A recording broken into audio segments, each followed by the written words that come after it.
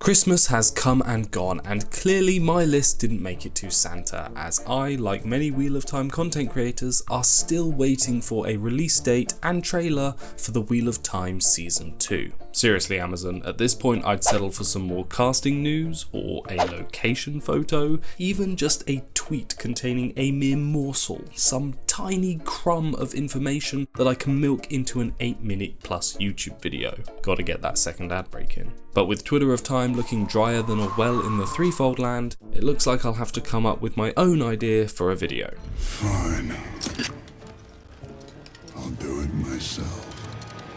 So while we wait for Season 2 news, let's make some 8-bit GIFs of the Emmons Field 5. Starting with Perrin, for no particular reason other than I find it easier to do characters with beards. Let's add some curls to his mop of brown hair. In terms of skin tone, I'm just going to go with the show's depiction of the character because Marcus Rutherford did an excellent job bringing the character to life, despite certain writing decisions. Anyway, once we've got the face shape and filled it in, we can add the eyes. Now, Perrin distinctively has golden eyes, and I've always imagined him with pretty bushy eyebrows too.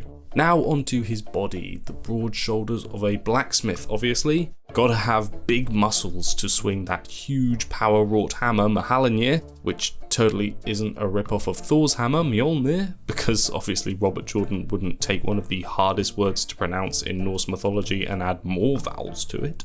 As you can see, after a good rant, we're pretty much finished with Perrin, so let's make the grid transparent so we can see how he looks. Let me know if you think this is a good likeness. Now we just need to add some shading and we're done.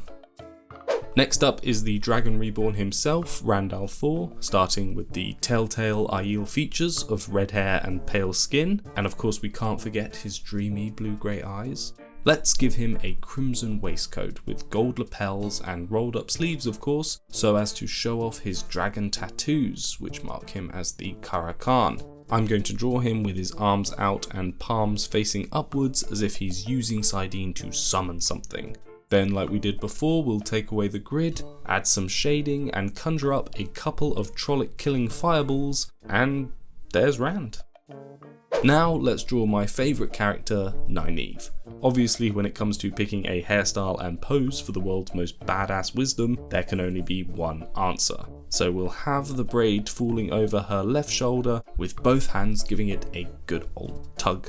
She's wearing a yellow dress to show her chosen Aja, made from the sturdiest Two Rivers wool of course, and has a little leather pouch to keep her herbs and remedies in. Now shading, and of course we can't forget her Kaisan to show that Nynaeve has pledged her sons to fighting the shadow. Next up, let's draw Matt. So obviously we're starting with a broad brimmed hat with some dark hair poking out. For all the other characters I gave them a straight mouth, but for Matt we're going to give him a cheeky grin as if he's just unleashed a badger on some unsuspecting villagers. Let's have him wearing a nice green coat with a lacy collar of course, and some fancy gold trim.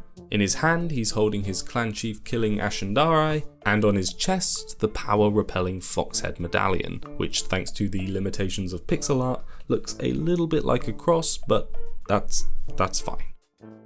Last but by no means least, unless you were to force me to rank my favourite Emmons Field 5, is the Armelin seat herself, Egwene Alvear. Egwene consciously keeps her hair free from the constraints of a braid, so we'll have it hanging loose behind her shoulders. Because the Armelin seat belongs to all Ajas, we'll give her a multicoloured shawl.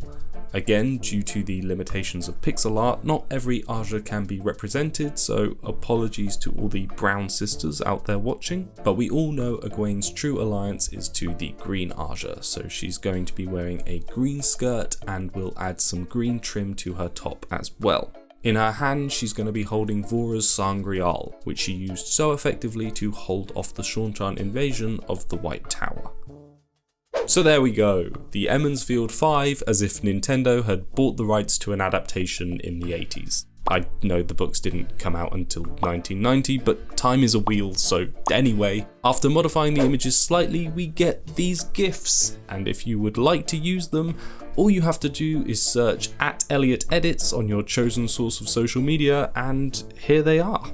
Thank you all for watching this quick little video, and please comment which characters you'd like to see me turn into GIFs in the future.